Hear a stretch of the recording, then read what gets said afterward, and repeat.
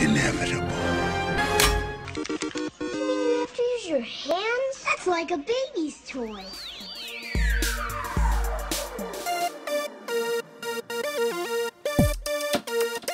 I'm totally Batman. Oh, man. Shh. Communing with the earth spirits. Welcome to California, bud. Cowabunga. And after that, I just sort of space out for about an hour.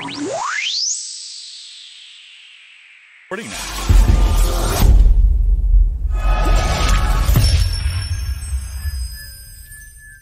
Hello, everyone, and welcome to the Secondary Heroes podcast. This week, we're talking about the final 2 episodes of the limited series Obi Wan Kenobi. So that's 5 and 6 to those keeping track. This is your host, Trevor, and joining me as usual is... Hello there. This is Obi Wan Kenobi. Ooh, and this is Alexander Wolfgang. And I'm Jared Muscarella. What?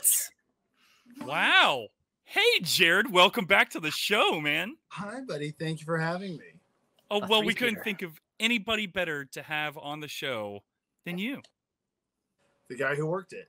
The guy who worked it. We did do a little teaser on Instagram and Twitter today showing your credit.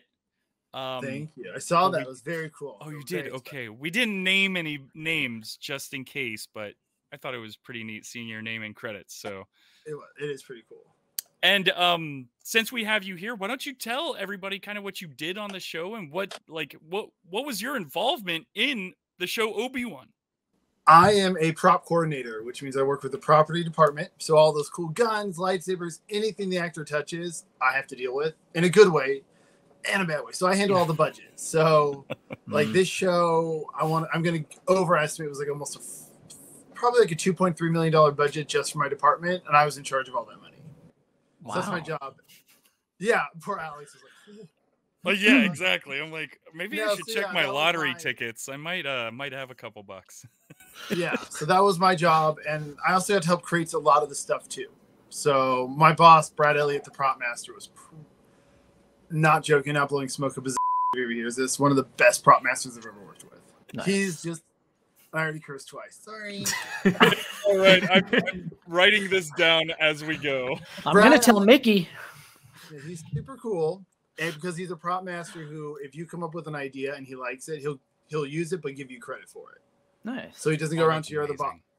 Yeah. So a couple of things, like I got to help design, put my input in for Ned B's hammer that you only see a little bit of, and at one of these, I think it's in the first episode where you see them zoom down at the Jawas playing a little wrap-up game, leather game, like in the sand. Mm-hmm. I designed that game. So I just had to design the game, the rules, all of that to it. So I got to do that for Disney and Star Wars. So there's actually like a backstory to these games. It's not like, okay, hey, let's just throw a bunch of like little gadgets together and... Oh, no way. They had to tell me because I wasn't allowed to read a script because Disney is very hush-hush and secretive. So you have to... Normally, any show, I get a script. So when my boss hands me the budget, I can make sure he budget properly in a sense where he's like, okay, like this show I'm on now, my budget's about almost 4.2 million. We're doing 2 films. So my show now is 4.2. So he'll give me the budget. I'll read the script and say, hey, okay, matching everything. And I'll be like, hey, we missed this whole section. We need more money. Wow. So I didn't get to do it on Star Wars, which kind of sucks a little bit because I really wanted to read the script. Really bad. I would be the worst. If someone handed me a script, I'd be like, oh, God, you guys want to know something about it? You guys want to hear about the show? It is hard. It's hard not to, but it's hard. You want to tell everybody about it. Like, I want to tell, all I could tell people was like, yeah, I'm on Joshua Tree was our code name. I'm on Joshua Tree, which was like, it's secretive. And then it got leaked. So where we were in Manhattan Beach, we had some paparazzi, some photographers outside of our gates. Because we'd be like covering up droids and weapons as we put them in our cars to take them to set. It's like sorry about that. It was fun. Was it? It was more fun because like when I had to do runs, because we were short of PA, I'd have what we called space luggage, which is just suitcases put with these things called like greebles, fake little like pieces we shoved on things stuck everywhere. Okay. So it made it look like future and spacey. Those were in my car. I think that I got photographed somewhere of me loading. Like, what are these weapon cases? I'm like, no, they're suitcases. They're just suitcases. We call their that's so cool. the scene when they're all trapped. I think episode 5 when they're all in the cave about to go off. Right. There's some luggage. That's what it was used for. Ooh, exciting. Spoilers. The behind the scenes. I love it. What was it? Yeah, I'm not allowed. I don't go on stage that much though. I have a rule. If I'm on stage, there's a money problem. So, so that's kind of the rule. Like, you never want a coordinator on stage unless you ask me to be there. And my boss never asked me. And the only times I've been there, he told me he almost pooped his pants because he was terrified when he saw me walk on stage saying, "We need to talk." I'm sure he didn't use the word poop though. No, but I don't want to get edited. I'm trying to be polite, PG. I do appreciate that. So why not be on stage? Is that because something was wrong? No, well, because for me, I have no reason to be on stage. Like my job's in the office, working with the team, making sure pretty much working with the money and making sure vendors are paid. I have runs going out, so pretty much everything my boss doesn't want to do, like your time cards, working with all the different departments and vendors, I deal with. If I'm on stage or stuck there, I can't do my job. Like I gotcha. Okay. Like episode, I don't know if it was 5 or 6 spoiler where they're about to. It was episode 5 when they were blasting through the door. Oh yes, yeah. I have a story about the space cannon. Okay. But I don't want to give it away. We'll get to that when we get to the spoiler I got portion. stuck on stage for like an hour and a half, and my assistant prop master's like, "Isn't this the coolest?" And I'm like, "No, I don't care." I'm like, "I'm gonna see this on the field. I'm gonna see this on TV. I don't care. I don't care." But what was one thing I will say, it's not spoiling anything. Deborah Chow, the director, the one coolest thing she ever did. Directors I've worked with have done this. Is she plays music. Blast like really loud music to get all the actors pumped up for the scene. So it helps with their adrenaline. So when all the stormtroopers are lining up, you're playing like Baby Shark or something. Yeah. Oh, Star Wars stuff. Okay. Well, Shrek 2, Accidentally in Love was blasted a few times. That's fun. But no, she does that. I've never seen a director do that, but it's her way of getting all the actors pumped and in character and ready to go. These are inside secrets, people. So if you're looking to make your own movie, jot some of the stuff down. Can't hurt. Nice. Keep your prop master off the set. Now, was Deborah someone that you ever worked with directly? Prop coordinator, keep him off. Right. But was Deborah someone you actually got to work with much or not much? This is the first time I've ever worked with her. This is the first Star Wars show she's ever done, from what I know. I didn't talk to her that much. I got to meet her a couple times in the producers, and then that was during prelim, like when we were just before I could post, whatever it's called, like before we started shooting. Okay. And so that's pre is before pre-shoot. When we did before we hung out a couple. She's pretty chill. Like they're all, there's some pain in the butt, but for the most, everybody's really great to work with, all the way from like our PAs to COVID officers. Everybody's just excited to be part of the Star Wars universe. That is so wild to think that there is now a job called COVID officers. Not for long though. Well, yeah, but still, the fact that that's happening right now is pretty wild. Yeah, it is. No, it's really insane. Yeah. Now you mentioned the hammer. Yes. You were telling us a little story before we started recording. The pre-show. Yeah, the pre-show. So what about that hammer was such a big deal? It was a last-minute design. It was something that they wanted the robot Ned B to hold something. Mm-hmm. And they were like, well, he's in a welding shop, he's in a body shop, he needs a hammer. So we ran to, honest to God, Home Depot and got one of those old basic yellow handles sledgehammers, and the prop coordinator and the John Bush. Oh my God, I love John Bush. He's the one who actually, this helmet was in his office when I was told Hayden Christensen screwed around in it, and then he gave it to me as a gift. He's like, here, you can have it. If you're watching on YouTube, or if you're not watching on YouTube and you're listening in your car, Jared right behind him has would you consider that a replica, or would you call that the helmet? It's a Hayden Christensen had his head in there, so yeah, I guess that would be the helmet. Yeah, and he also got to play around with my prop Darth Vader saber, which we used to call flashlight. That's the code name on Obi Wan or Star Wars. They're called flashlights. Now we And know. blasters are called pistols, but I used to call them pew pew sticks. Now you piss off. Pew-pews, of course. Pew! Because that's what they were called. Every time I remember Star Wars, like, what sound is the blaster make? Pew pew. Pew pew pew. Pew pew pew. But Yes. okay, but for the sledgehammer, they wanted Ned B to hold something working, and since you can't just have a beaten down hammer, there was, I want to say, about 3 weeks of design into this hammer, if I'm correct. Oh my god. Redesigned designs, and then it wasn't just okay. We made the hero, which is a hero is a master, like the real prop, the one that's heavy, the one that only the actor gets to use.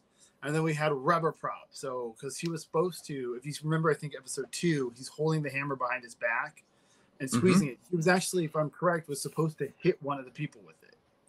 So he's going to turn violent, and not violent, but like protect the actress.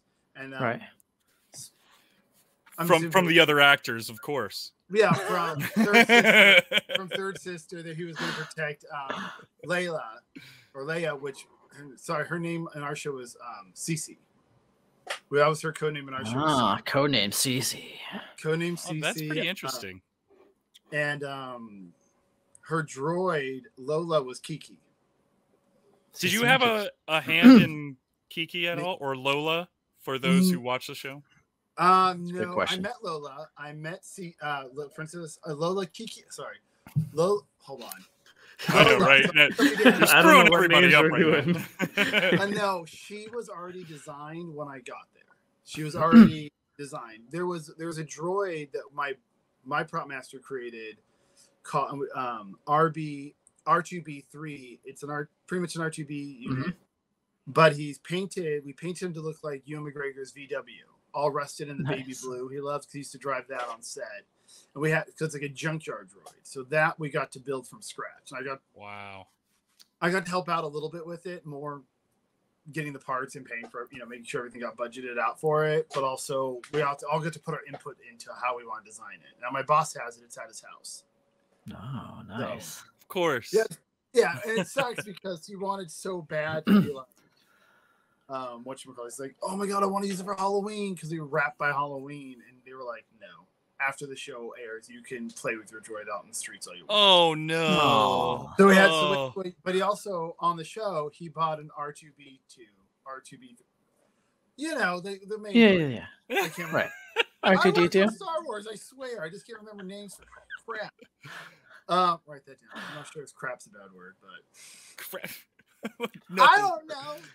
Crap is okay. He has that droid too, and that was so his R2B2 droid is now part of the Star Wars franchise, because in that first episode where you saw them in the background, is now part of the Star Wars franchise because it was used in the film and has a certificate and everything. Nice. And I think in his head, R2's head, every actor signed the inside of the head for the prop master. So he has that as well. And actually, it's in my office. When we unloaded his truck, it was in his prop trailer, and it's now sitting in my office, in my way. That's fun. In my way. My way. In my way. Well, man. Well, it's on a card, so my That boss sucks. goes, Yeah. where is it? I'm like, in the closet. Your droid's in the closet. Get it out of the closet. I'm just saying, I have plenty of room to send stuff to me. I'll take it out. Yeah. It's right next to all our new 3D designs is in the closet with them. It's protecting the 3D creatures we created for this show. That's fun too. What creatures did you design for the show? I'm not allowed to say anything on the show I'm on now. Oh, that's okay. Yeah, this show I'm on now, the new Snyder Okay. film. But The new Whoosh film? The new what film? I knew what now? I'm allowed to say the new Zack Snyder series. It's because it's 2 films, and then they want to make it into a TV series for Netflix. Fun. That is fun. But You've heard it here first, people. Mm-hmm. But yeah, the Ned B hammer. I used to call it the Thor hammer because it just made me think of what Thor's hammer would look like if it had wires on it. It looks like, to me, it looks identical, and I used to get in trouble. So like, where's Thor's hammer? They need like what? And they're like, you mean Ned B? And I'd get reprimanded. I'd be like, it's always gonna be Thor. I don't care. Of course. Well, they've got to protect their IP. Yeah, well, yeah, something like that. But they also had in my interviews, like, do you love Star Wars? I'm like, I will say whatever you want me to say to get this job. He's like, so you love Star Wars? I'm like, I'm absolutely obsessed with it. I'm like, it's great. Oh man, Better than Ninja Turtles, better than anything. Whoa, Whoa. sir, but you back off. I got the job, and I finally went to the office. I remember he's like, so what do you think of Star Wars? I'm like, I hardly have seen squat. I'm like, I've seen the original 3. Well, because it's true. I saw the original 3 because you have to watch 4, 5, and 6. It's like mandatory law. It's mandatory. It is. And then I saw 1, 2, and 3 because I was in high school and stuff. So I saw that. And then that's kind of it. And he liked that idea because in the end, when everybody was so obsessed over the minute details, which my boss was very like, oh, this, I don't know, like this coin has to be this color in this specific way. I'd be the one to come in and be like, you're costing us money. Nobody's going to pay attention to this. It's a freaking coin. It's not going to be seen. Go. It's the Star Wars universe, man. Yeah. People are going to be like, it should be a the water hue bottle in of... that shot. There's a water bottle. There's a water bottle? No. Oh, It's a Game of Thrones thing. Is this like Game of Thrones? So it's like a coffee No, cup? yeah, we were just being silly. Downton Abbey was the same way. Oh. I'm sure every show has something like that. So all this stuff behind you, you say that these things are more like replicas. These aren't necessarily the items that were actually filmed, correct? Well, this wasn't used. This was a gift from our illustrator from one of his friends. But when Hayden Christensen came into the set, I was asked to leave because I have a big crush on Hayden Christensen. I called him he was my celebrity husband, and I was lied to. My boss was smart. They were both smart, and asked me to run an errand for them. When I came back, they told me what happened, and they suck. Yeah, they do. Because they were afraid. But he, I guess, was in there from what I heard and screwed around and was wearing this helmet. So when the show ended, the the illustrator's like, I don't want this. Do you want it? I'm like, yes, I do. Unbelievable. And then... Well, they probably have so much crap from tons of movies that they've been on that they're like, I don't want more stuff. Well, here's the funny thing about this illustrator, John Bush, is he had all the original cells to Batman the Animated Series and He-Man the Animated Series. He had the original drawing. Wow. He doesn't have any more. He got rid of all of them because he had no space, so he chucked them. What? Who does that? Just chucked him? He didn't even like... Nope. Auction. I want to be at a point in my Auction. life where I have the animated cells from Batman, the animated series. I can just chuck them. Like, I want my life to be that good, and it never will be. But kudos to him. I believe in you, Prague. I believe in you. Yeah, trust me. When he told me he had like He-Man and Batman, I'm like, I'll take all of those from you. Yeah, I'll take all. And he's like, I threw them away. I'm like, you're dead to me. Why would you throw? Why? That's okay.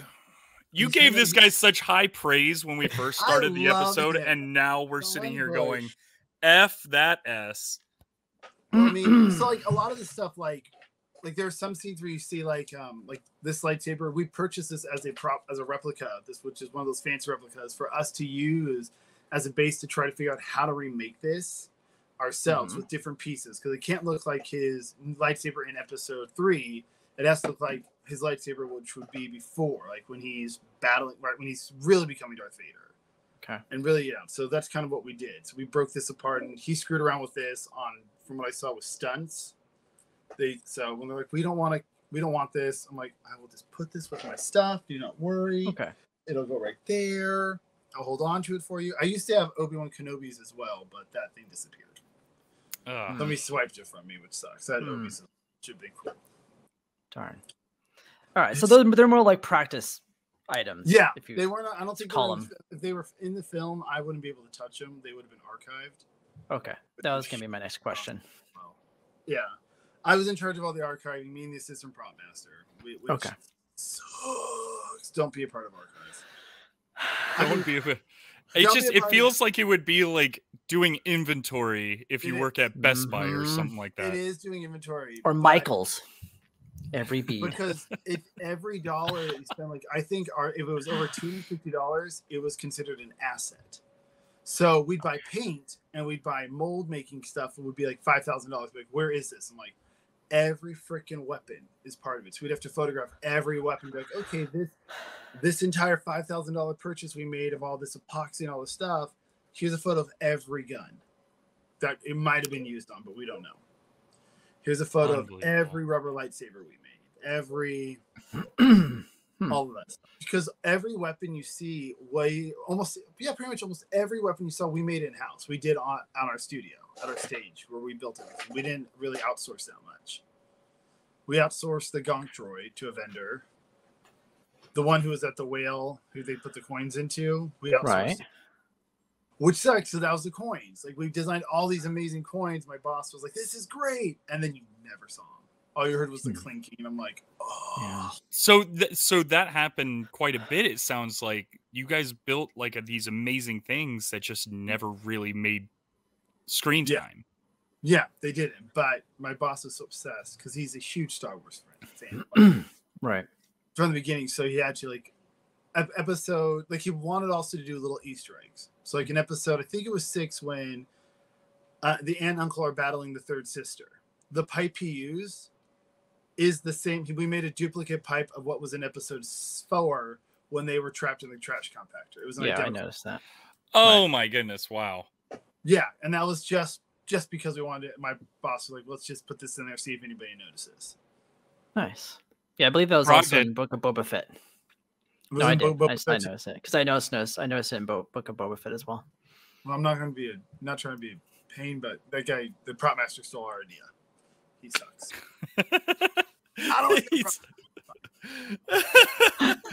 Oh, don't create hate here. Yikes. No, he does a lot of Star Wars. That prop master, without giving you a name, he does a lot of Star Wars shows. Like he did Book of Boba Fett, he did Mandalorian. But you know, when you do one thing over and over again, you think you're the greatest at it. That was his problem. He thought he was the best. Oh. Yeah, ego. So you actually knew who he was. Yeah. I met him a bunch of times. It's when you just roll your eyes like, okay, sure. Hey, you could say anything about anyone. Nobody's going to hear it. It's on this show, man. No. Tell us everything. Please, Dish. No. Surprisingly, I not to cut you out. I know that I just made that joke, but surprisingly, I've actually had a bunch of people like reach out to me, at least. I don't know about you fellows, but who have actually said, "Hey, where was the show last week?" And I'm like, I didn't even know you listened. And it felt really good. So we do have listeners. It does feels good whenever you guys reach out to us and say, "Hey, you guys are doing a good job," or "Hey, we missed your episodes." Like, "Hey, come on, keep it up." Week last week. Especially if you do know who this prop master is on Star Wars. Now you can tell. If you are a listener, you can tell him Jared's true thoughts. There you go. Walk up to him on set next time you see him. I don't feel. We'll see if I ever go back on another Star Wars series. Well, we'll see. Fingers crossed. Season 2, baby. You never know. Unless Obi-Wan dies. We don't know. We don't know. We don't know what happened in 5 and 6. We haven't got there yet. I mean, it could literally happen 40 years ago. Mm-hmm. I mean, what? Did that make sense? No. I give you Obi-Wan dying? Okay, yeah, we know. I got it. It was lame, but I got it. Whatever. I'm trying things. I'm trying things here, Prague. Work with me, not against me. So Jared, what was like your favorite prop that you guys kind of created for the show that was kind of special? Oh God, there was so much cool stuff we got to create. I'm trying to think. There's so many. I mean, the hammer, you know what it was? The spinning, the third sister spinning saber. That flashlight, that lightsaber, we created. So because it actually spun. It wasn't CGI or anything. Nice. No, honest to God, it was an empty back where it could spin, and she'd hold it, would spin around her, and we had wires and we had somebody behind her, like on the ground with a controller, turning it on and off and spinning it for her. That was one of the coolest props, because you wouldn't think, like, oh, we're just gonna get just the handle with a circle and we're gonna edit in. Like, no, we have to do this. They did it. Nice. It was pretty cool. I mean, there's other really small, fun, cool things. Like, we got to make all this fish meat that you never really see, because that was a fun story for the first episode with all the fish. Right. We went to where he's slicing it up and eating it. That's actually that was like a form of gelatin and something. We had a food specialist come in, an amazing woman. Like, she did all the food and stuff. She created all that stuff. And the things you take for granted. The set, because I went on the six, like, hey, everybody was swamped. Like, can you bring this slime and this stuff from the office just to make sure? And I love my team, but I used to work in construction, so I'm very big on like just get the job done. It doesn't matter. And so everybody had these cute little rubber gloves on, and we're trying to be very gentle with paintbrushes, putting the slime on nicely and glisten stuff. And I just asked the guys, I'm like, can this hurt you? No. What if it touches your skin? You're fine. And I just shoved my hand in the bucket with bare hand and just slopped it on. Like, we got to get this done. And like my assistant prop master's like, Jared, I'm like, this films. You know, I'm like, this isn't my job, but this films in like an hour. The cameras are up in an hour. And everybody's just laughing because I just am scooping and slapping it on this fake meat and rubbing it in with my hand. And I'm like, okay, where's the blue powder? And just like seasoning the crap out of this fish meat. Nice. It looks like it had some slime. Like, okay, I'm done. My car, it took like almost the entire day to get all the slime off of me. It was just peeling. Oh my god! But still, I was like, we're done. It's over with. Like, that's one of my favorite memories because everybody just looked at me like, what the hell? And that's when they're like, you should stay in the office. I'm like, I should. I'm like, So were you stepping on anyone's toes at that point, like the art department at all, doing that kind of stuff? No, because it was us who had to do it. Okay. No. I didn't know if it was a different person's job, but okay. I was, since it was a prop, but we did it. I know the person who stepped on was my assistant prop master, Bethany Barton. I love her. She's actually now working as a prop master on the new Muppet Mayhem show. You've got to be jealous about that. I am super jealous, but it's cool because I think I told you she had reached out to me. I sent her a couple designs for T-shirts to be used on the series, so that might be put up on the series or the crew gifts. Nice. She has a couple of my Muppet pieces I gave her as gifts, but she was the only one whose toes I stepped on. She was just laughing because she knew where I was coming from. Like, this films, we got to get going. Yeah, I'm like, we don't want to be the department everybody waits on. Let them wait on set deck. Let them wait on, Mike. Crafty. Yeah. Nobody wants to wait on Crafty. Nobody waits for Crafty. They had good Crafty. That was good. Was there any really fun, cool stories? I mean, I guess besides the one you just told. Well, I mean, there's let's see. There was a whole in the 5th episode when they're blasting through the doors. The cannon stopped. Should we say spoiler alert at this point? Yeah. Hey, spoiler alert. I think it's been over a week. We'll get to the episode here in a second, but yeah, spoiler alert at this point for this story. That was, for me, I think it was funny to me just because we did pay a lot of money for this cannon. Like, it was custom built, designed with like the egg bullets, all this, and then it was literally like, okay, we're ready. And right when we shot one, great. Shot two, and it died. And it stopped working. And I was laughing because I'm not helpful when it comes to this stuff. I was just like, oh my god. Because I'm being called like the cannon stopped working. I'm like, okay, I know the vendor, which I won't say on the show because I like the vendor. They just did one of those like something messed up. And I was like, okay, great. And the vendor the next day, like, okay, we're going to halt doing this scene. We're going to do something else instead. And they were really easy in case something happened like that because you can't control when electronics fail. Sure. And we, I just remember the next day the vendor came out there and my smart aleckness is just standing there waiting for him like, hey, buddy, what the hell happened? He's like, well, you see, I'm like, I don't care, just fix it. And like my boss is like, Jared, I'm like, no. I'm like, you get to be a good cop. You can be as much of the good cop as you want. I'm like, send me in because I'm super sweet and nice over the phone, but then I can be a giant jerk to their face if you want me to. Mm-hmm. I'm like, then you can still be the good cop and be like, oh yeah, I love working with you. I'm so sorry about him. He's money crazy. I'm like, you can blame me for all the meanness. I'm like, blame me. I'm good. You can blame the crap out of me, which he did, which was fine with me. It was like, I'd get calls. Like, this is what it's like working in the movies, I guess. Yeah. I have no problem being the bad guy. Like, vendors want to call and scream at me. I'm like, okay, you done? Great. Click. But well, that's pretty cool, man. Should we possibly get into this show? Sure, we can talk about the final 2 episodes. We're already 30 minutes into this episode and haven't really talked much about the actual show, so maybe we should dive into this. Yeah, and kind of give us your, inside scoop along the way. Yeah. Trevor, you want to take over from this point? Sure. So hopefully everybody has enjoyed the insights because I had no idea that so much went into little things that have background screen time of half seconds. And so we get to focus on more of the bigger like aspects of the show, and so I guess we're mainly focused on the storyline. And so for episodes 5, do you guys have like, is it tough to separate it between 5 and 6, or should we clump 5 and 6 and just review them together? Let's review them together because, yeah, man, clump them together. Okay. Let's do well, in it. that case, I'll start. And honestly, this is spoiler free, right? Yeah, this is spoiler free. Okay, cool. We watched this a while ago. Sorry to everyone listening that we weren't sooner on it, but again, life happened. So I don't remember much that happened. Like, I'm going through my notes right before we got on to just kind of get a crash course on what happened. And I know a lot of people worked on this. It's different talking when somebody actually did work on this show. You're gonna rip it a new one. Do it.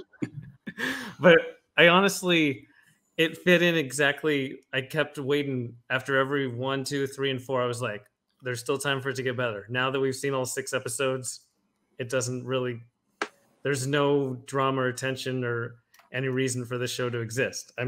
It's perfect for what it is. Like, it's well shot, it's well produced, all that good stuff. But the story, there's so many better stories. Like, I've seen a lot of online takes that, oh, if you don't like Kenobi, then you're just not a Star Wars fan. And I'm watching Clone Wars while I'm watching Kenobi. Clone Wars has amazing storylines with Obi Wan Kenobi. You can play Jedi Fallen Order and it has an amazing storyline tied into this same time period of the Inquisitors hunting down Rebels. Does the same thing. They could have adopted some of the storylines that existed, and I still don't know what story was told other than randomly in that 20-year gap at the halfway point, Obi-Wan saved Leia. There you go. I'll go next. Okay. Just because I want to be kind of. I'm not even gonna run parallel with you, man. Right once 5 and 6 came out, I was like, this is what I've been waiting for. This was 5 came out and I was like, now this is what this show's been missing. I felt like every visual that you saw of Darth Vader in his helmet going light speed, talking, making Reva bow, and that whole scene with her making her the Grand Inquisitor, like all this stuff was so good. And then to see, oh my God, I'm like going through spoilers. You are spoiling stuff. I am. I need to stop spoiling. But but the visuals, I will just say the visuals felt like Star Wars. Like that felt like, to me, this is where it really had. I mean, the visuals have been great throughout the show, but in 5 and 6, I was blown away. There was more action in both of these episodes than the last 4. The storyline alone was so much better in the last 2 episodes than the last 4. I just had so much fun. And I think it was episode 5 where I had more fun than 6, but put them together. And I'm saying that those 2 episodes, I was like, they could have just made a movie out of these 2 episodes and I would have been happy. That's where I'll leave that one. This is actually, Obi-Wan was supposed to be 3 films. It was originally 3 films. No. Yeah, the script, from what I know, changed drastically because COVID hit and Disney Plus was starting up, and they were like, you know what? 3 films, we'll save money, we'll do 6 episodes. And like, gotcha. What does suck is like that big final battle, which I really enjoyed with Darth Vader and Obi at the end. Watch it. We're in non-spoilers. Non-spoilers. It wasn't supposed to be that battle. Okay. Because it's not spoiling. It was supposed to be actually an entire battle underwater. Like them fighting underwater with lightsabers. Like that was this whole thing. Like that was supposed to be the entire. It was weird. But it was bizarre. But also we built lightsabers with underwater capabilities. This is okay. You wanted a good story. And I'm gonna go back to a good story where let's do it. Let's spoil. Who cares? Let's go. My PA was he was gone. I had to they needed him on set, and they're like, I need you to do me a favor. My foreman came in. I'm like, I need a favor. He goes, I need condoms. And I told him, I said, you're a really nice guy, but I'm good. Thanks. I'm like, you're not my, you know, I don't go for daddies, but thank you. And he was like, no, we had to waterproof lightsabers, and the only way we could do it was non-lubricated condoms. And so, of course, I go to see us. I'm like, I need condoms. And he goes, ooh, non-lubricated. And the only place that carried non-lubricated I could find were porn shops. So I drove away all Manhattan Beach, like all that area down in Inglewood, different porn shops. saying, "Do you have non-lubricated condoms? Do you have non-lubricated condoms?" And everybody just looked at me, and was like, "Oh yeah, here you go, here you go." But what made it worse is I need a receipt. I'm gonna need to turn this receipt in for my. This is my petty cash. This is my P card. I need a receipt, and that through every. Like you want because you can't talk about the movie. Yeah, like I'm gonna need the receipt, and so it was great because at the end, like my accounting department was like, Jared flagged every receipt. Like, can we discuss what you're purchasing? Can we just? I'm like, oh yeah, they're for lightsabers. I swear to God. Hero-gasm. Yeah, pretty much. Yes. Like we had to. It was the only way we could keep the electronics waterproof.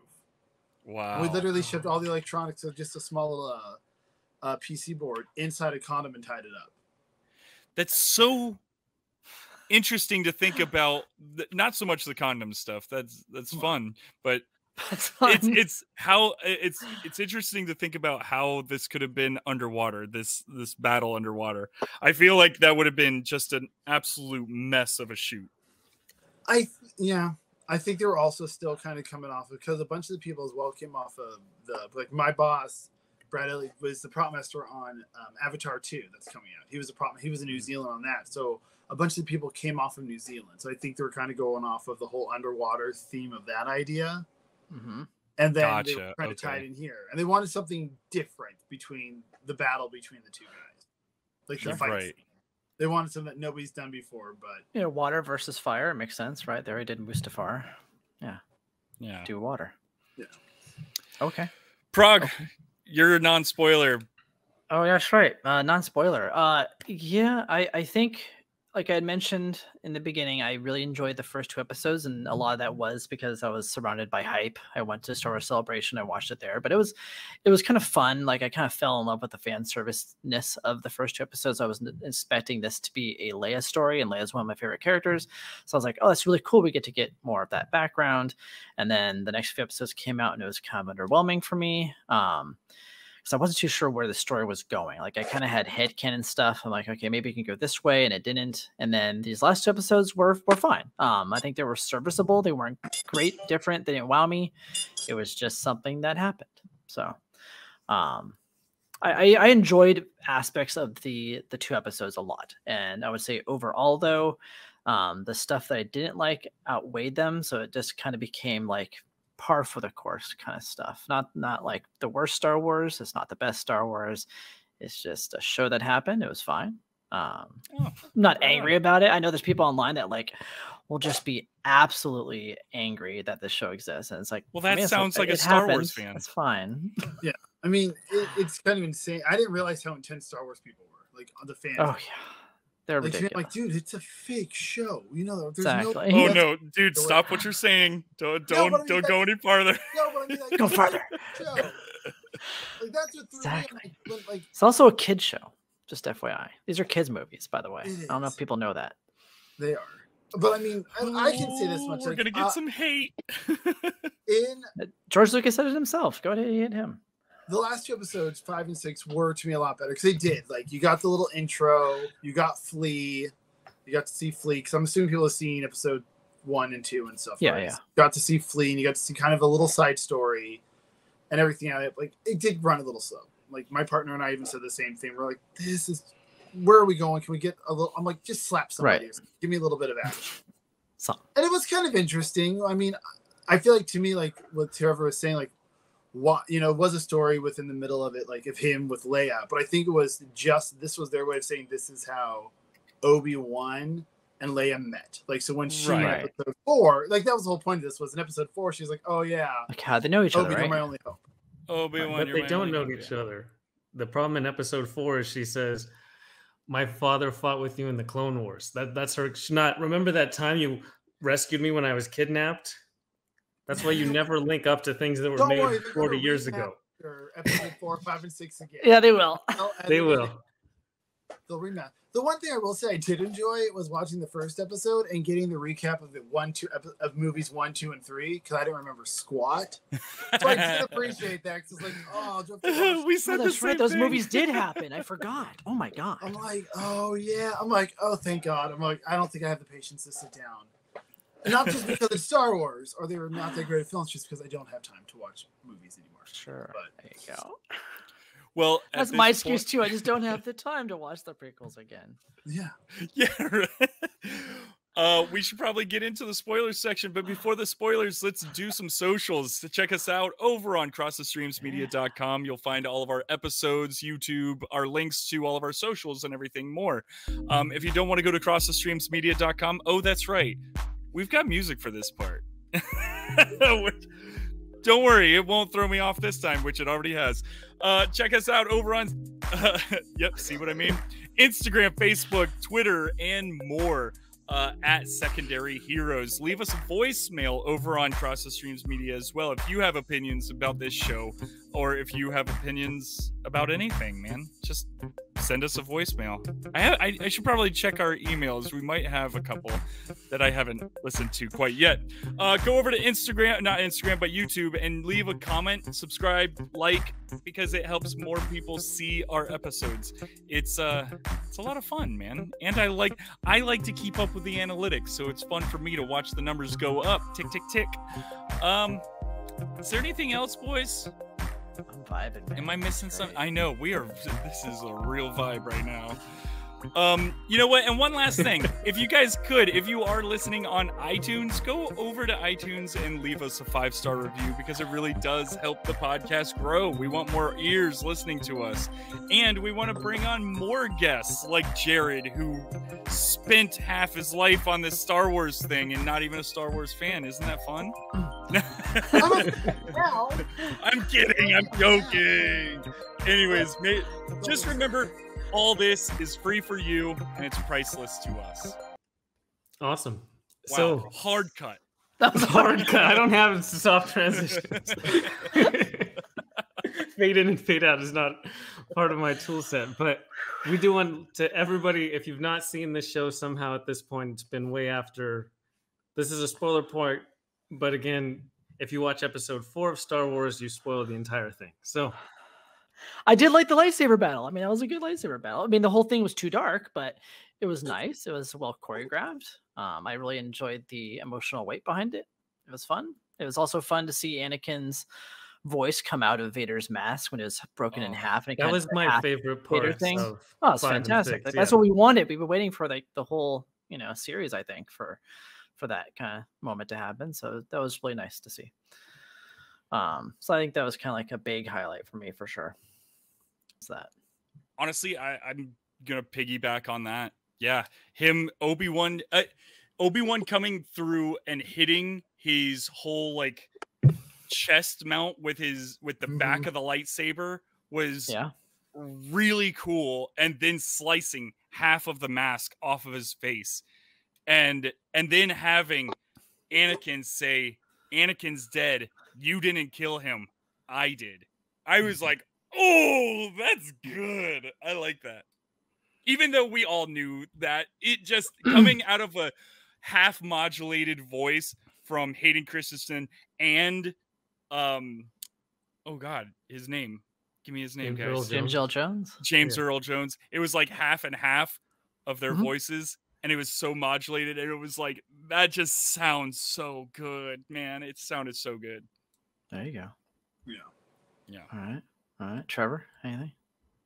No, because that just pulls away to worst parts of the show. Just because Anakin is such a good character. He's one of the most tragic figures. He has like a Shakespearean tragedy arc, and just to have him lose again to Obi-Wan, like, it feels like Kenobi, he didn't learn anything, and Anakin didn't learn anything. It was like a rematch of Revenge of the Sith that ended exactly the same. Neither learned their lessons or evolved or changed perspectives or anything, because they can't. They're fixed in time. Yeah, very true. And I do like that Darth Vader in episode 4 says, "When I last left you, I was but the learner and you were the master. Now I am the master." So is he now talking about the second time that he got owned by Obi-Wan, or is he still talking about the first time? And what does he learn in these other 10 years they didn't learn in those previous 10 years? Did the Emperor give him we'll find out. There'll be a new series coming to Disney Plus. Defeat Obi-Wan? Yes. Jeez. You got a How to Defeat Obi-Wan for Dummies gift for Christmas the following year. We did. So, Jared, as someone who worked on the show, Jared didn't write the script. I did not. I just handled my department's money. I like the big final battle scene, but again, I don't know enough about Star Wars to have a full-blown opinion. But I know it was better than Solo. My opinion was a lot better than the Han Solo. I had to watch that movie like 6 times on this show, which was kind of cool. The one cool thing is they have a computer software system that they keep all their archives in, and we have one person we'd read it out to saying, "Hey," and it would be something as simple as, "In the movie Solo," or "I need a red disc picture of a red disc as a card that you swipe in to get on a plane." Okay, and they'll give they're like, "We can't find it, but we know it's in Han Solo film. Watch the film. I get free access to any Star Wars shows that Lucasfilms did, animated or not. I could watch them all at the time, except I had to watch Solo like 3 times in a row to find this small little red disc that we wanted to duplicate so it would match up at the time period. Right. And it was at the beginning. And you couldn't go through like the archives to find it. Or was that too complicated? There was no photographs. Nobody requested it before. So I was the first one, and I remember seeing at the beginning of the film when Solo's like trying to escape with what's her name, and they have like the fake cards. It was Khaleesi, right? Yeah, and I'm like, I'm like, is that it? Is that it? I'm literally by the third time, like, this has to be it. I'm screenshotting this. I can't watch this film anymore. I can't watch it anymore. You're done. That's hilarious. Well, did you have to do that? Yeah. I didn't know Ron Howard directed it, but I knew Ron Howard directed it, if it makes sense. I'm like, this looks like a Ron Howard film. I'm like, oh, yeah. Because there's a drag race scene. Of course there is. It looks like the old vintage 50s cars that fly now. Yay. Pick a new design. Oh, wow. I do want to jump in, and there is another cool thing. Well, hold on. I'm sorry. Were you done with your cool thing or your favorite thing? My little solo rant? Yeah, we're good. Yeah. I actually really did enjoy the in episode 5, the whole jumping back from the past and jumping to the present with the battle, and how Obi-Wan always found a way around, or was always kind of teaching Anakin. I liked that. I thought that was really clever and fun, and it was nice being able to see young Obi-Wan and young Anakin again. Or I feel like Star Wars saying we're not going to use de-aging technology anymore. I could have benefited from de-aging technology. I don't need a Hayden Christensen. He definitely looked as old as he does today. Not older. They didn't. It's like they didn't even put makeup on him. They're like, just go out there, bro. You're good. Just do it. Glad you showed up today. But it was fun, I guess, for prequel fans. It was to fun. see that. I liked it. I liked it. Right. I mean, I like that Hayden Christensen said that he's watched all of Clone Wars to see how they did Anakin's arc and character development.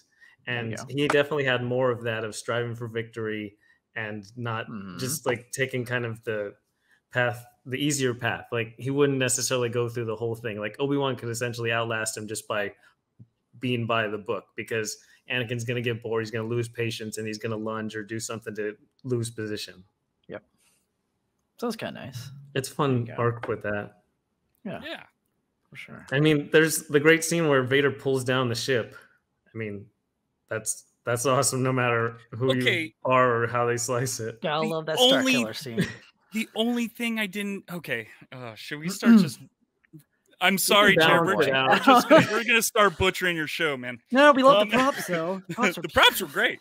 Fantastic. Beautifully designed. I think that pulling down ship, you see the ship go up and is about to take off, and Darth Vader, which, by the way, looks great, seeing Darth Vader getting to the ship, standing there and holding it, and then bringing it down, looked great. And then all of a sudden, there was a psych, we got a second ship here. Pew!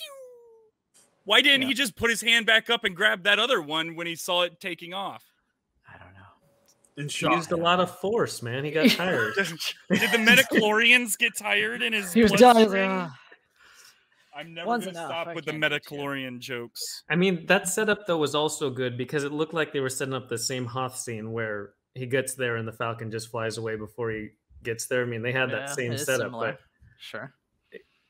This time he's successful, but only to destroy a decoy ship. So who died piloting that decoy ship? Like, was there just a droid that piloted it? It has probably a droid, I'm guessing. Had to have been. Jared, was there a We droid didn't in there? design a droid for that. My department didn't do any droids for that. But we were The other ship fires up super quick too. Just it was ready to go. Like I think you could have heard it because But it wasn't there. That's the spaceships worst aren't part. that quiet. They don't really have a stealth mode to get into being able to. Maybe it's like the Fly that Tesla quick. of ships. You don't know. You never know. Well, yeah, okay, Tesla. but right after that, he brings it down. The other ship goes away. This is when Reva is coming to stab him in the back. I loved that. Oh my god, did I love that so much? We even called it. We were kind of like, well, how is this going? How is she going to turn? How is she going to make her turn? I loved the dynamic of how Obi-Wan said, "You're not bringing him to me. I'm bringing him to you." That was a good Oh line. my god, dude! Yeah. Yes, You're that's not the serving type of him, stuff you're that hunting him. I wanted. That the The first 4 problem episodes. with that though is they could have built the tension. She reveals that so early in episode 5. They could have went where Obi-Wan had like no options left, and then she reveals it because by the time she makes her decision, it's too late. You know, No, it's way I too late thought for her. they had a plan. I thought Obi-Wan was going to distract him, not I'm going to leave on a decoy ship and then hopefully he forgets that you existed or something. I don't know what the plan they agreed to was. Obi-Wan kind of left her high and dry. He's like, peace out. A little bit. But that to me, and these are I feel like I'm gonna be hitting. I'm like, oh yeah, this part sucks, but right after that, it's like, whoa. Well, yes. it's a good balance because I mean, Right. there's the whole fight where Vader doesn't even need a saber. He's like, I'm just gonna block it with the Force. Like he even tosses the saber to her to give her a fighting Yeah, chance. here, and go ahead. dismisses Yes. that too. He's just playing Yes. with her. It was really good. It That was fun. sick. Did you design was her really good. saber too? No. You say you did. um, Oh, no, you didn't. That's Well, right. no, You not did the spinning one, but yeah, he mentioned that, but the one that gets tossed No, to her. our boss designed all of them. My prop master. Oh, him okay. and a New Zealand company called Weta. Oh, we love Works. Weta. Oh yeah. They helped design all of those as well. Nice. I didn't know Weta was involved. That's pretty exciting. Oh yeah, Weta. We use them a lot. We're using them on this show now too. Weta does a Cool. lot of amazing props. Your nice. Zack Snyder show. Yes, the Zack Snyder show. Nice. Yes. I hope a second cut comes out 10 years down the road. You never know. Well, we'll have to see if something happens. I think it's kind of known fact that he crashed his car at the studio, right? Yeah, I believe so. Well, I know this fact. I don't know if this general knowledge, but I read. It's common knowledge. Though. Common knowledge. So Yeah. I was in my office. We heard a bang, but nobody knew. He was driving his Oh wife's my God. Tesla and couldn't figure out the whole stop and go thing. And he went right into one of the buildings. Are Teslas built differently? Is I that? don't know. Do you have I guess to it's like you just have relearn how to tap drive the a brake. car? You don't hit the brake, but he hit the gas and he went into the building. And he was Oh, fine. no. Everyone was there. And Zack Snyder, I know we're not talking about Zack, but Zack Snyder's a really chill guy, super cool director. And me just meeting him being the smart aleck I am, I'm like, the night after all this, a week goes by, and I'm like, hey, you driving your wife's car again? You good? Your wife's gonna let you drive his car? And he just looks at me, and I just keep walking. He drives it through the studio doors, and you walk by and say, "Hey, man, you can't park there." Yeah. Should say that. Oh my That's god! good time. I'm sorry if you're watching on YouTube. I keep wiping sweat. He It is is so sweating. hot in. But I do want to California go right now. back to the scene with Reva Yes. and Darth Vader, where the Grand Inquisitor comes back and takes his pin. They do this What a thing. dorky. They do this thing in Star Wars where they just don't kill people. They're just like, you know what? We're just gonna let you die here. They Austin Powers there. Like, why not just shoot him? Let me go get my gun. I'll shoot him right now. It's like, no, you have her. You could have killed her there, and then instead she goes off, and who knows what she could do to wreak havoc. No one ever dies. No No one ever dies in Star Wars. dies. It's ridiculous. I mean, it's a yeah, line in whatever movie. No one's ever truly gone, and that's No one's ever. once having because the Filoni line- brought back Darth Maul, they just we're bringing back. Like, whatever. cool, everyone's coming back now. Well, Reva literally gets stabbed in the stomach, and yet she's able to carry a boy across the desert back to. She used They also found a ship. Yeah, and it's the got to force Tatooine, healing too. force healing is canon now. In case you didn't know, Alex, it's been canon for a while. Here's another question that I've got: why can't Jedi's fly? I mean, technically they can. They can do really long jumps. Yeah. Then it doesn't make sense. Like, never mind. It's all pretend anyways. There's too many. There's too many Remember, times where I'm like, just fly. show Why are for you walking? kids. It's a kid's Exactly. Cheers. Yeah, but you know how many kids love seeing their heroes fly? The guy's jumping. That could be pretty sweet. The guy can jump 3 buildings. That's great. You can fly. You're beating traffic right there as an adult. My mind is like, if I had that ability, screw flying. If I can just jump from like hill to hill, I'll be at work in 10 minutes. Yes, fun, huh? Dude, right? Boing, boing, Yeah. boing, boing. Flying, there's going to be planes, jumping. You just kind of hop over. I'd be fine with that. I'd be great with just. And you realize that, like, Obi-Wan could have killed, Darth Vader. He's like, that's not my friend anymore. He could have killed him then, but he left him to rot on the planet too. I'm like, well, now he went on and killed like billions of other people after. Yeah, that. Like, great. That's destroyed entire planets. That decision job, that Obi-Wan. he just made had so much sadness should have and just killed him despair back in in the the day. galaxy. But he can't Yeah. kill him because he's going to be in a movie. I feel like they should have let Anakin win this one. Mm-hmm. Because then Obi-Wan gets him back by essentially inspiring his son to destroy the Death Star and finally show the good. You know in what it. he should have done? He should have pulled like the Superman dying thing, where he pretended to be dead and he wasn't really dead. I like how Vader just buries him with rocks and leaves too. Yeah, that's what he could have done. He could have buried with the rocks. He could have stayed under there, like somehow faked his own death by blocking his heartbeat or something using the Force. Well, and that was the thing too. Can't you? If he can read that there is a Force user like in the area, how could he not read that this Force user was still alive using the Force to keep rocks off of him?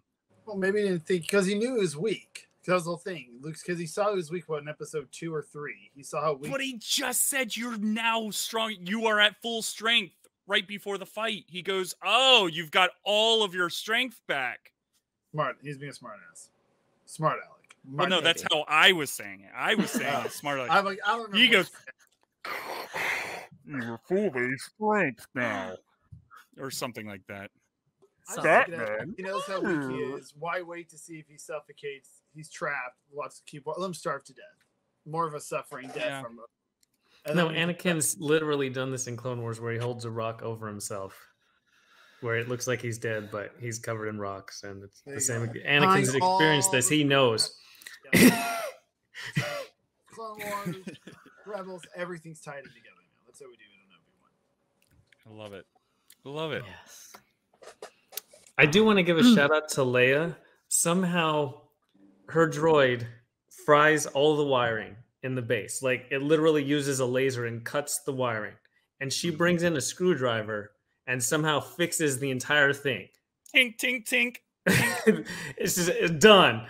I got my screwdriver. I fixed the entire fried wires and everything. It was great. Great She's stuff. a clever girl. She is Very clever girl. You don't know her background in science and electronics. Yeah, who knows? She probably went to ITT Tech there. Yeah, they've got one on Alderaan. And Alderaan, yeah. She was the youngest student, but she won every day. Mm-hmm. That's fantastic. Was there anything else about these 2 episodes? I know that we're trying to keep it. I don't know if we're trying to keep it under an hour or not. We can but keep going because I keep do want to going. give a shout out to Ewan McGregor. This must be something he missed doing in the originals, but he has this new 1-foot jump to deflect laser blasts. When they're in the cave, he keeps jumping off of 1 foot and doing it's like all these little pirouettes that I've never seen him do it as Obi-Wan before. He's like, I'm trying something new. I didn't notice this. I'll look at that. I totally noticed. I was like, wow, that's pretty cool. He was getting fancy. Yeah, he wasn't just deflecting. He wasn't on 2 feet deflecting. He's like, I'm gonna do all kinds of fun stuff. Cool. Nice. I need to keep notes. I need to start taking notes when I'm watching these shows.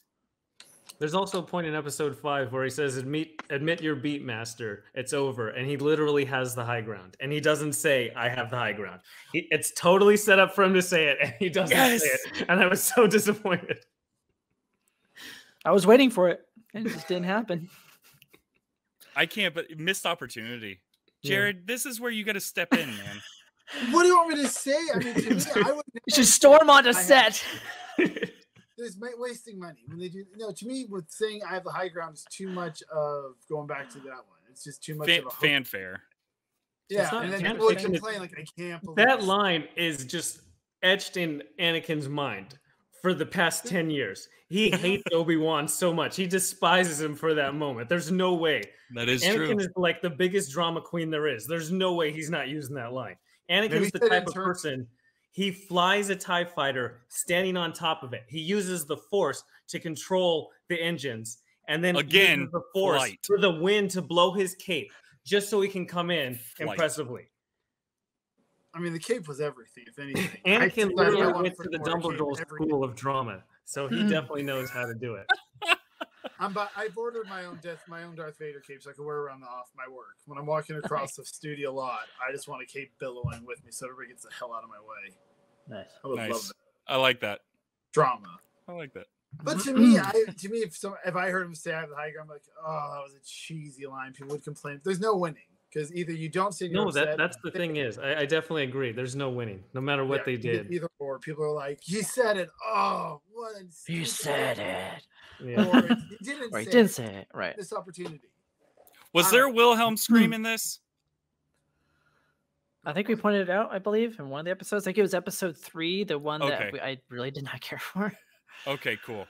The one with the Austin Powers zoom out. Oh, I'm thinking of The Boys. Never mind. The Boys had the Wilhelm scream, but there and was they an made it episode very 3 prominent. Where he falls off the stormtrooper falls off and does the okay, never mind. Yep, that's. Are you talking about him getting split in half? Mm-hmm. He goes, whoa! Yeah, that was. It was supposed to be.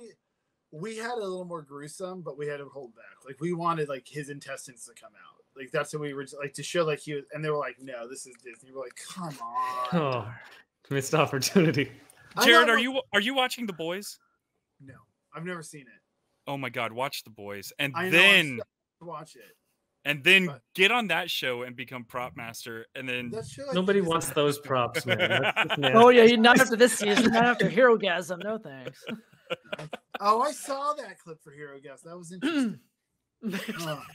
Which clip? Because it was the entire episode. The dude running inside of urethra and the guy going, oh. Okay. All right. I could do more of an impression. But yeah, I saw that. I was like, this is interesting porn. This is nice to see on TikTok. Okay. But back to PG. Yeah, so speaking of dark, though, Frog mentioned how dark the scenes were. And I would say when we went to the third sister chasing Luke, I was like, okay, I have the lights on. I will turn the lights off. Maybe it's just there's glare on the TV. And so is pitch black. And I'm like, there's like no light emitting from my TV right now.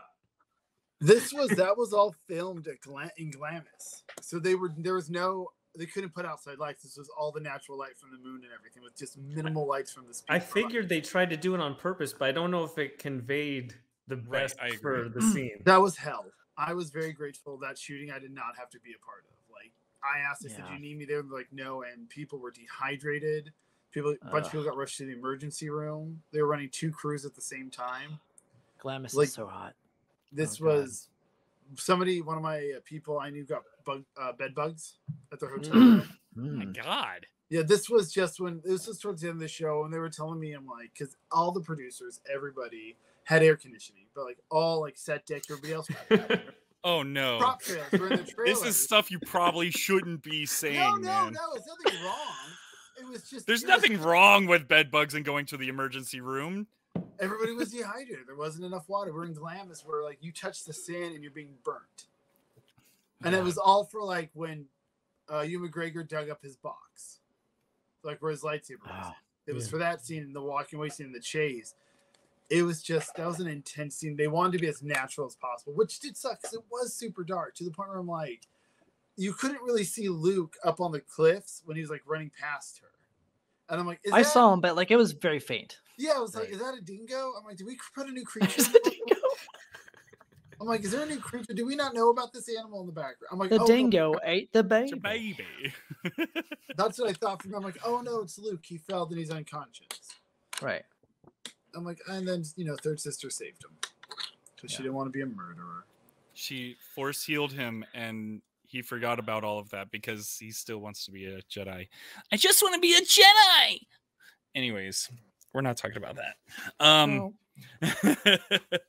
There's also with shooting, they had that bird's eye perspective that was super shaky when they're Vader and Obi-Wan are fighting. Like they did the whole dark lighting. It looked like Force Awakens with the red and blue lighting. It looked just like Force Awakens, but that they went the above camera view and it was so shaky. I'm like, no, it was good when we were on the ground. It was a good choreographed fight scene. Yeah, I want to say my biggest quip with the whole show was the excessive amount of Steadicam work on this. It was excessive. Like I mean, I definitely prefer mounted cameras. That's just my style. I like Kubrick. So anything that is very like shaky cam, like I don't mind it once in a while, but like when it's nonstop and it's the whole time, I feel like I'm not watching Star Wars anymore. And I hate to say that, so it makes me sound like one of those kind of fans, but like it really didn't feel like I was watching Star Wars much at all this whole show. So, but not in terms of props and costumes. That was great. Yeah. Hey, we always, every time that we say something bad, we always say something about props and costumes and the locations. Wonderful. Very good. What's I think it's funny for the Star Wars fans talking about props is breaking down. Like I'm noticing when Obi Wan Kenobi, when it first came out, people took the gun and slowly started figuring out every piece we used. Because this wasn't just like, Obi-Wan's blaster. I don't have time for that. And they literally were breaking it down. Like, okay, it's this type of pistol with this added on and this scope. And we're like looking at my prop master's like, they're missing something. He goes, they're missing these 3 pieces still. And then like some person, because now we're down to 2 pieces, they don't know what it is yet. It was that type of thing. It's just how intense people are getting. We need to figure out how to make it. And this sounds like Ready Player One, like the quest for the eggs. It is. It's kind of insane. Like they want to know so bad. Like, how do we make this? Like that was one thing I told my boss is like everything we created, which is super cool, which I thought was so cool about Star Wars. I'm like, it's going to be recreated by fans. Like the emblem for the Inquisitor's emblem, my boss created that symbol, nice. The design and all that. And I just told him, I said, you don't realize if the show's big enough, how many people are going to get those tattooed on them. Wow. Me and my assistant prop master actually almost got him tattooed on us for fun. Nerd. What a Star Wars nerd. For guys who've never seen it. We almost did it. We didn't, luckily. We forgot to do it. Then my boss reminded me on this show. He's like, did you get my tattoo? I'm like, no. I'm sorry. No. I'm like, I forgot. Should put it here. I forgot to. My bad. I do have the. If you don't mind, I want to jump back into qualms real quick. I have this one major qualm that's bothering me really, really bad. And it's in the last episode where Obi-Wan is like, I have to leave. All he wants is me. He doesn't want you guys. Let me go in this little pod and they'll follow me. They are in a gigantic starship filled with other spaceships inside this thing, and yet we have to take everything there just so one person could fight one person, rather than saying, hey man, why don't we follow them? You take one of these starships and go follow him and we're all good. But I agree with you from a logical standpoint, but it is classic Anakin will always do that 100 times out of 100. That's just who Anakin is. And he's in command of the ship. So there's nothing anyone else can do. Well, let us put a troop of stormtroopers in a little pod to go follow them. Speaking of stormtroopers, there's the start where they know where the base is. And instead of just sending a giant laser blast or bomb to blow it up, they're let's send down some stormtroopers. Well, they wanted Obi alive. That's what he wanted. He wanted Obi alive, so they couldn't blast it down with the laser because they might kill him. Of course they could. I don't know. They're not really good at shot targets. I mean, I've noticed something. Well, that's what's funny because the troopers, once they're there, they're like this close to people to shoot them. It was awesome how close they had to get. It was almost face to face to be able to hit those guys. Well, get closer. And it was like one shot every 2 seconds. You've got 1,000 of these guys. Just when I play video games, I'm going. If I'm in that hallway, man, I'm trying to mow down a bunch of Jedi. I'm going. How's that going? I wore. We had a bunch of the helmets in the Clone War helmets on. I wore a bunch in the office for fun. You can't see like so they miss costume because there is no eye vision for, and this is no joke. Like you know, no wonder they suck at their job. They can't see squat. Yeah, like this was bad design. And whoever's like, here you go, Darth Vader. I've got this covered. This is what the helmet should look like. and they're I love like, it. You did not be like, how bad? Is it? I don't need to see to just spray. exactly. That's that. Okay, I think I'm done with my qualms. It's funny though because Prague kind of summed it up well. That there's good parts, but it seems like each one has like a bad part that goes with it. Like the third sister storyline that she was a youngling and she was there when Anakin killed everybody. That's a great starting off point. And then you get to the point where she should have been just killed because she was stabbed with a lightsaber, and she also shouldn't have been shot in complete darkness when she actually goes and has her character redemption to save Luke. And so you have like these good elements, and then they squander it with these bad pieces that match, and that's like the whole show. That's why it's not good or bad. It's just, it seems like I don't know what they needed, but there was some piece that they just needed to balance. Maybe it's the balance of the Force. It was the good and the bad. There we go. There was an analogy for the entire show. Okay, figured it out. Good night, ladies and gentlemen. Solo Wan Kenobi. Fantastic. Well, Jared, do you think that there's going to be a sequel?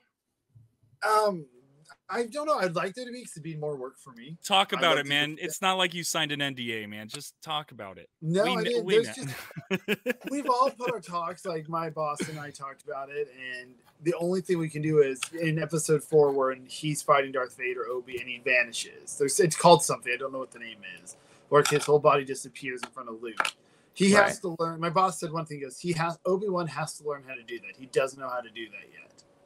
Right. So maybe like he goes, there can only be, if there's any more seasons, it's one more season, because Darth Vader can't be in this one.